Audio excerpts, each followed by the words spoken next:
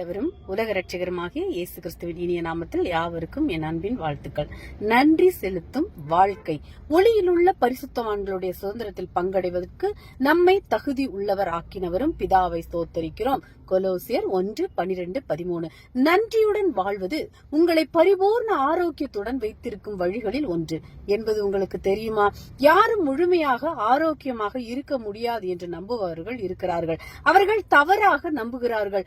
பரிபூர்ண ஆரோக்கியம் ஒவ்வொரு கிறிஸ்தவரின் உரிமை. அதைத்தான் வேதம் போதிக்கிறது.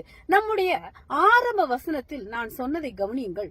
ஒளியில் உள்ள பரிசுத்தவான்களுடைய சுதந்திரத்தில் பங்கடைவதற்கு நம்மை தகுதி உள்ளவராக்கினவரும் பிதாவை ஸ்தோத்தரிக்கிறோம். உங்கள் வாழ்க்கை எப்போதும் நன்றி செலுத்தும் வாழ்க்கையாக இருக்க வேண்டும் என்று தேவன் விரும்புகிறார். ஏனென்றால் ஒளியில் உள்ள பரிசுத்தவான்களுடைய சுதந்திரத்தில் பங்கடைவதற்கு பிதா உங்களை தகுதி உள்ளவர் ஆக்கியிருக்கிறார். அந்த சுதந்திரத்தின் ஒரு பகுதி தெய்வீக ஆரோக்கியத்துடன் வரும் தெய்வீக வாழ்க்கை.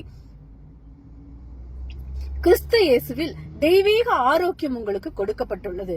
மேலும் அதை நன்றி செலுத்தும் வாழ்க்கையின் மூலம் நீங்கள் பராமரிக்க வேண்டும் என்று அவர் விரும்புகிறார். எனவே இவ்வருடத்தின் ஒவ்வொரு நாளும் ஒவ்வொரு மாதமும் நன்றி செலுத்தி வாழுங்கள். எல்லாவற்றுக்கும் எப்போதும் தொடர்ந்து நன்றி செலுத்துங்கள். அது உங்களை எப்போதும் ஆரோக்கியமாக வைத்திருக்கும். அல்லேலூயா. தேவனிடம் அறிக்கை செலுத்தும் போது நான் நன்றி செலுத்தும் வாழ்க்கையை வாழ்கிறேன். கிறிஸ்துவின் நீதியின் நற்பண்புகளையும் பரிபூர்ணங்களையும் வெளிப்படுத்துகிறேன்.